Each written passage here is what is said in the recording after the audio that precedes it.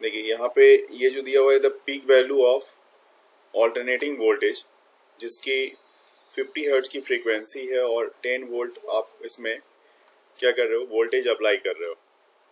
ठीक है। Find the RMS current, IRMS चाहिए आपको। कब?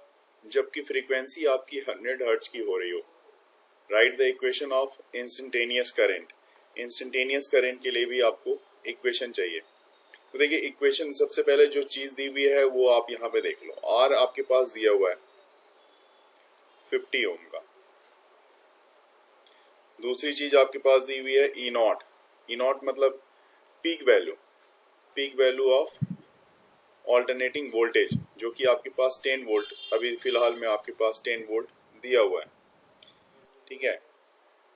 और साथ ही साथ अगली जो फ्रीक्वेंसी होने वाली है वो फ्रीक्वेंसी आपकी होगी ये जो फ्रीक्वेंसी यहाँ पे दी हुई है 50 हर्ट्ज के लिए।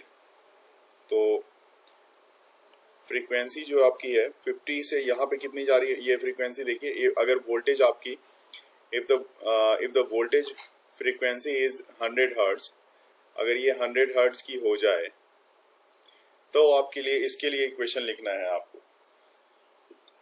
इससे पहले जो आपकी फ्रीक्वेंसी थी वो 50 हर्ट्ज की रही थी। तो देखिए जैसे सबसे पहले क्या करना है, करंट IRMS के बारे में सोच लेते हैं।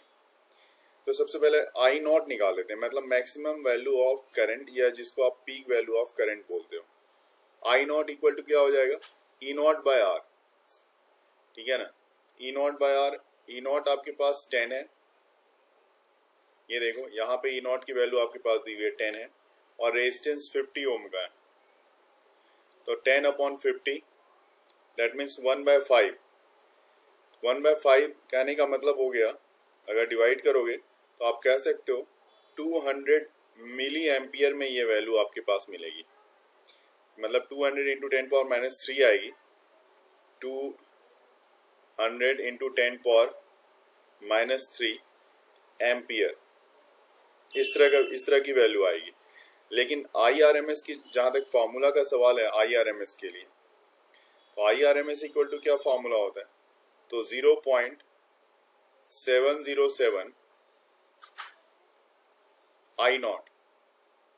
तो अब तो आपने यहाँ पे निकाल लिया है, आई नॉट की वैल्यू आपके पास आ चुकी है। ये होगा 0.707 इंटू 200 मिली एम्पियर में ही लेंगे इसकी वैल्यू, कोई दिक्कत नहीं है। तो अगर इसको मल्टीप्लाई किया जाए तो ये हो जाएगा 141.4 मिली एम्पियर, ये वैल्यू आपके पास मिलेगी। अब इक्वेशन की बात है किसके लिए, right the equation of instantaneous current. तो देखिए इंस्टेंटेनियस करंट के लिए इक्वेशन जो होती है, I इक्वल टू होता है आई नॉट साइन ओमेगा टी। ठीक है ना, ये साइन ओमेगा टी। तो अब आप यहाँ पे ओमेगा की वैल्यू तो कहीं हमारे पास दी भी नहीं है क्वेश्चन में, तो आई नॉट लेकिन हमें पता है। और साइन ओमेगा की जगह पे आप ऐसा रख सकते हो 2 पाई इंटू फ्रीक्वेंसी, जिसको न्यू या एफ से लिखते हैं, यहाँ पे हमने एफ ही इस्तेमाल किया है तो एफ ही लिखेंगे, इंटू टी। तो ये हो जाएगा आई नॉट की वैल्यू आपके पास कितनी आ गई, देखो आई नॉट आपने निकाला था यहाँ पे 200 मिली एम्पियर है, तो 200 ही ले लेते हैं सीधा। 200 साइन 2 पाई, तो यहाँ पे 2 पाई है, और जो वैल्यू आने वाली है वो भी मिली एम्पियर में आएगी, इसमें कोई शक नहीं है। तो 2 pi into T pi omega. ये देखो फ्रीक्वेंसी कितनी है यहाँ पे, इस बार फ्रीक्वेंसी 100 की आ रही है, तो अभी 100 यहाँ पे आपको लिखना होगा एक बार। तो 2 पाई इंटू 100 इंटू उसके बाद टी। अब ये इक्वेशन आपके पास आ गया, पूरा का पूरा इक्वेशन जो है आप यहाँ पे लिख सकते हो। I equal to 200